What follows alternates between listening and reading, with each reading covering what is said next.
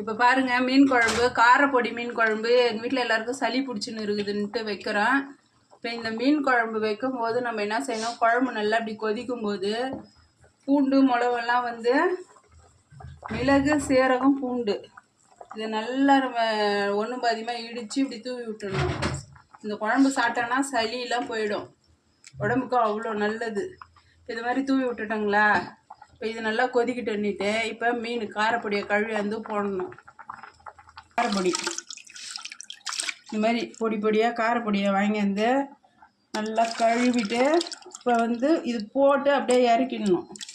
இது சட்டுன்னு வெந்துடும் இல்லைங்களா. இதை கழுவி எடுத்துகிட்டு வரேன். இப்போ பாருங்கள், காரப்பொடியை நல்லா கழுவி எடுத்துன்னு வந்துட்டேன் ஆஞ்சி.